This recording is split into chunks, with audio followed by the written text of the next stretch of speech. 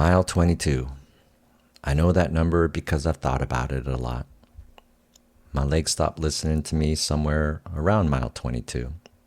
Not dramatically, no collapse, no cinematic stumble. They just quietly checked out.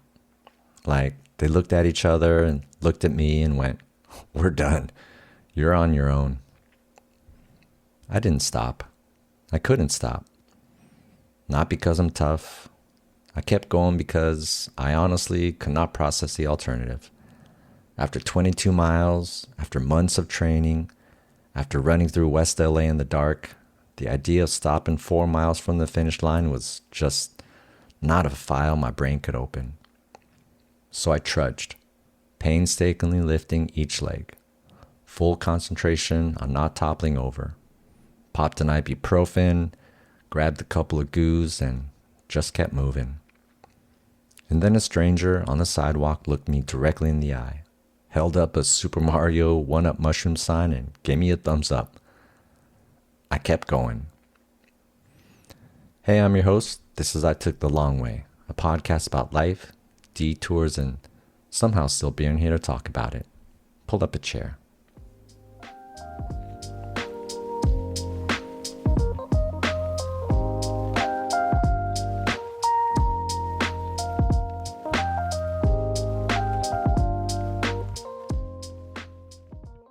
I'm not built like a runner.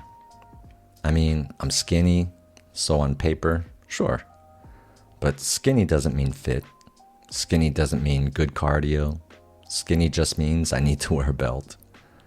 So when I showed up at the Army at 19, I had zero cardio base. None. And the Army, as it turns out, has strong opinions about that. The Army physical training test. 2 minutes of push-ups, 2 minutes of sit-ups, and a 2-mile run. You have to run it under 18 minutes to pass. That's roughly a 9-minute mile, which sounds reasonable until you actually do it. My first time, push-ups were fine, sit-ups were fine, the run, not fine. 19 minutes. A fail, a clean, unambiguous fail, in front of everyone at boot camp. Now, here's the thing about me and failure. I don't take it well. Not in a dramatic, throw a fit kind of way, just in a quiet, deeply personal, this will never happen again way. I filed that 19 minutes somewhere in the back of my brain and I did not let it go. I ended up passing the run when I graduated boot camp, but that was the start of the fire. When I went to advanced individual training, AIT, the inferno took over. I started running every chance I got. Morning formations, I was there. Evening free time, I laced up again. At interrogation training in Arizona, yeah, I was an interrogator in the Army. I was running twice a day. Once in the morning with the unit, once in the evening because I wanted to. And I want you to picture this. Dry Arizona air, late afternoon heat, and me out there running in it, while still smoking a half pack of cigarettes a day. I know. But here's the thing. I still got faster. A lot faster. I started passing guys who'd been running for years. I even started beating our platoon sergeant, which, if you know anything about platoon sergeants, you know they don't enjoy that. Not even a little. And then a few days before our graduation, we had our last physical training test of AIT. I went for it. Full send. First mile in 5:40. Second mile, everything I had left. Final time, 11:50. I crossed the finish line and immediately threw up. It felt incredible. Not the throwing up part, although honestly in that moment, I didn't really care. It felt incredible because I'd set out to prove something to myself, and I'd proven it. The kid who failed the run, who had the cardio of an old man, who was actively making his lungs worse every day, he broke 12 minutes. That's a version of me that running built. Not graceful, not natural, just stubborn enough to keep going until the number changed. I got out of the Army and kept running, off and on, nothing structured, just enough to remember that I could. Then life took over. And by life, I mostly mean the bar.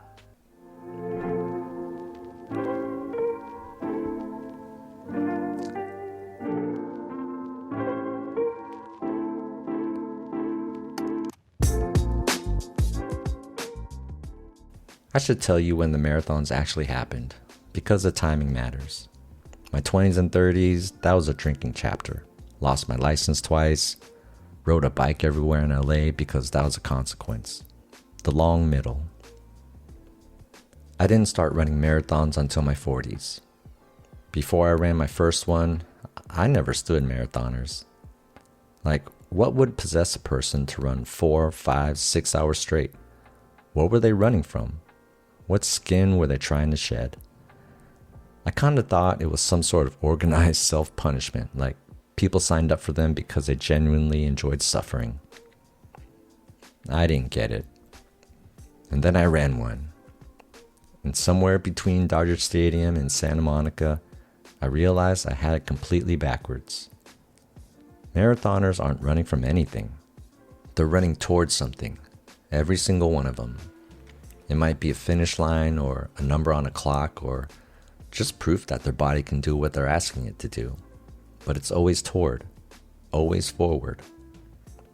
I just didn't know that until I was one of them. That's not a coincidence. I've thought about this a lot, and here's what I think is true. Running gave me something the bar couldn't. When you're drinking, you're trying to turn the volume down, turn off the noise, the self-doubt, the restlessness that never quite goes away. And it works, for a while, for a night. Running did the opposite. It turned the volume up on the right things. The sound of your stride, your breath, the city at night when almost nobody's out, just you and the traffic signals and the rhythm of your own body doing something hard. I trained for my marathons at night. Century City, Beverly Hills, the streets around West LA. I almost got hit by cars more times than I can count. Random headlights swinging out of driveways, crossing streets even after looking both ways. More dangerous than the bike, honestly. But those night runs, man, there was a piece to them that I hadn't felt in a long time. No performance, no audience, no bar closing time. Just me, moving through a city I knew by the sound of it, building something I couldn't name yet. I ran alone most of the time. Every long training run, every race. No running group, no partner. I wanted to know if I could do it. That's the only question I was answering. And I think that's the real reason the marathons happened in my 40s and not my 20s. In my 20s, I wasn't ready to face that question. I was still hiding from it. At 43, I was finally ready to find out. So I signed up. I didn't tell many people. I just signed up.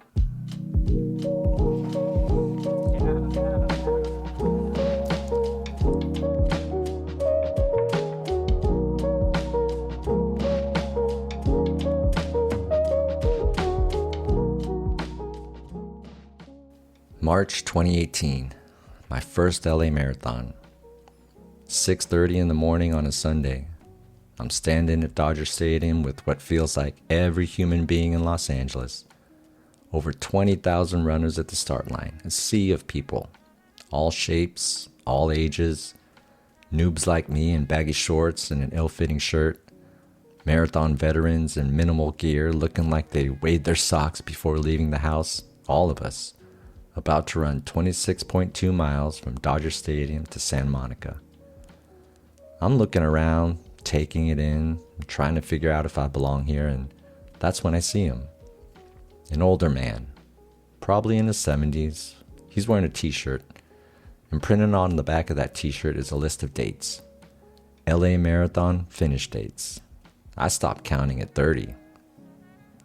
30 marathons, same race, same city. This man had run this marathon more than 30 times, and I just stood there thinking, that's a boss. That's the most boss thing I've ever seen in a parking lot. 30 dates on a t-shirt, and he showed up for 31. The gun goes off, bang. And at first, nobody really runs. It's this slow shuffle out of the start, thousands of people trying to find their pace, spreading out through the street. And then something happens that I was not prepared for. The streets of LA are empty. No cars, no traffic, no horns, no exhaust, no chaos. Just open road. Wide, clean, quiet Los Angeles streets on a Sunday morning. We ran through East LA, through Hollywood, past landmarks I've driven past 1,000 times but never actually seen, because you can't see a city from a car the way you see it on foot. I was happy, genuinely, fully happy to be exactly where I was. Around mile 10, I spotted someone familiar running nearby. Steve Howie. Kevin from Shameless. And look, I'm not a guy who gets starstruck, but I'm also not going to pretend I didn't notice. We were both out here doing the same thing, putting one foot in front of the other through Hollywood on a Sunday morning. There's something equalizing about a marathon. Nobody's more important than anyone else out there. You're all just running. But I did get a picture with them at the finish line. I'm not above it. But that was mile 10, and miles are different things at different points in a marathon. Mile 18, everything starts to hurt. This is just what happens. Your body has been running for 3+ hours and it's starting to file formal complaints. I'm managing it. Music in my ears, watching my mile markers, grabbing water at every table and dumping half of it on my head. First marathon, didn't wear a hat. Lesson learned. And then, mile 20. I knew it was coming. My wife had told me they'd be there. The route passes right by our street where we used to live. I had been thinking about it for miles, actually. In that way you hold on to something good when everything is starting to hurt. Mile 20. They'll be there at mile 20. But knowing it and seeing it are two completely different things. I heard them before I saw them. My wife's voice first, high and clear, cutting through the crowd noise and the music in my ears. And then I saw them. My wife, my daughter, on the sidewalk, waving, cheering, proudly lifting a "Go Daddy Go" sign that they made together, holding it together for me when I was barely holding it together for myself. I was wearing sunglasses. I'm so glad I was wearing sunglasses. Here's what ran through my head in that moment.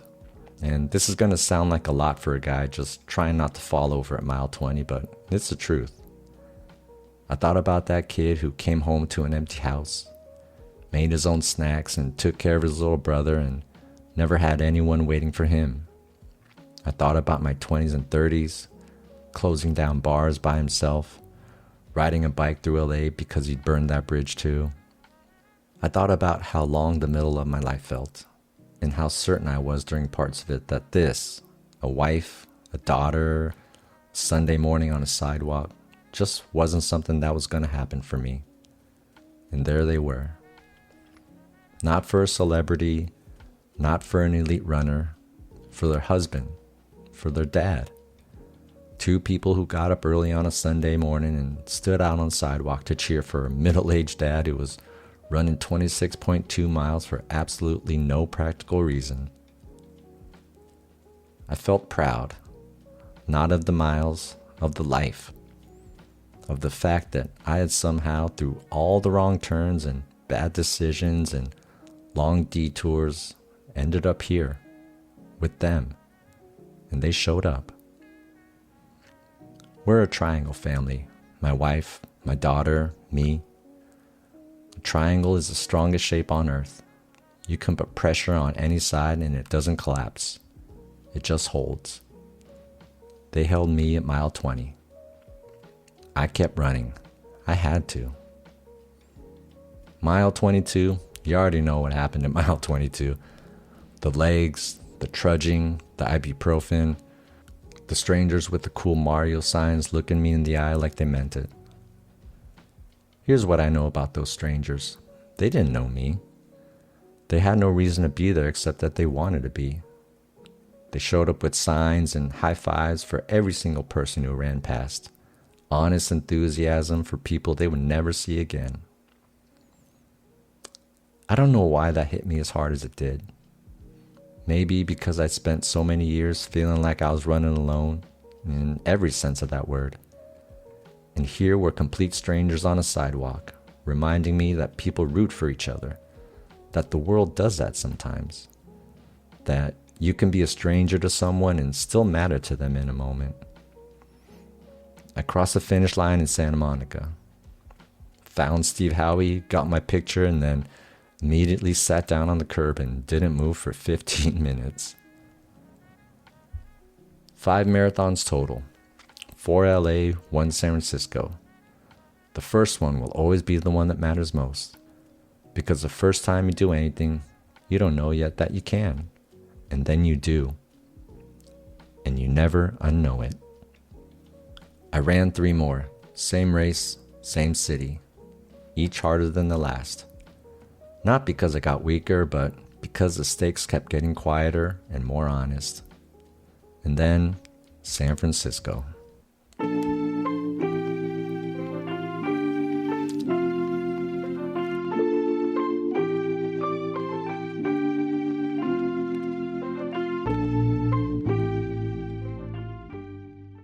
The San Francisco Marathon was my last one. I ran it with the knee that was already talking to me. Not screaming, just talking. That low-grade conversation your body starts having with you when something's off and you're choosing not to listen. SF is not a flat course. It's big climbs and descents and a windy Golden Gate Bridge. And 26.2 miles of that on a bum knee will send you a bill. Was it beautiful? Heck yeah. I saw parts of the city that I've never seen before. Smaller streets through downtown, running by shops on the Embarcadero, windy roads through the Presidio and Golden Gate Park, quiet streets in the Marin headlands. Would I do it again? No way. But I finished. And then I could barely walk for a week. I tried to come back the following month. A few 3-milers, 4-milers, seeing if the knee would settle down. It didn't. Every run made it worse. So I stopped. Not with the plan to stop permanently. I just stopped. And then the months added up, and then the years. 4 years. In those 4 years of not running, a lot happened. I found faith. I found a community at church. I found a new life in early sobriety, and maybe I needed that time of stillness, of not moving, for something else to catch up to me. Maybe the idleness wasn't a failure. Maybe it was a point. So that now, when I lace up again, I have a clearer purpose. Not just to finish a race, to run towards something. To run toward a life that's been waiting for me all along. And part of that life looks like this. 4 or 5 times a week, my wife and daughter and I walk together around the local community college, a 1.4-mile loop the locals have claimed as their own. Grandmas and grandpas side by side, families in stride with their dogs. My daughter catches me up on her day at school and we just talk about anything, about nothing.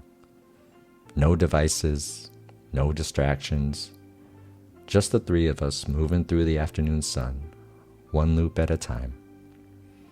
My knees were sore the first few walks. They're not anymore.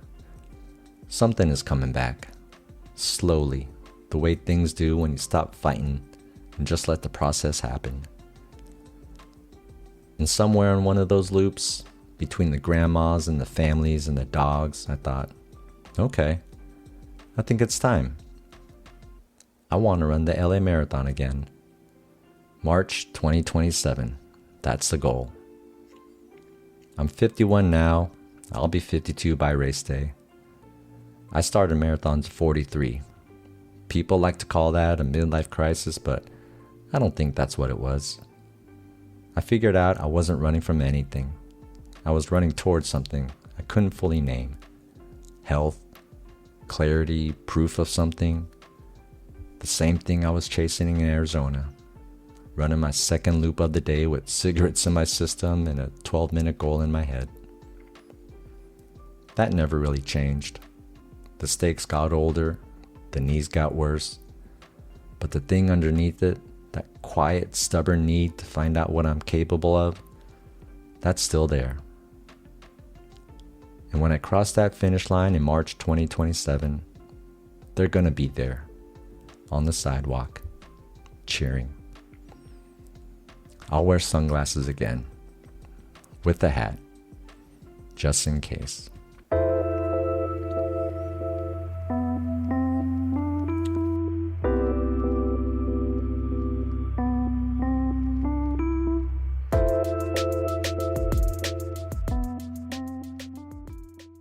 Thanks for listening to this episode of I Took the Long Way. Take care of yourselves, and if nobody's told you lately, you're doing better than you think. I'll see you next time.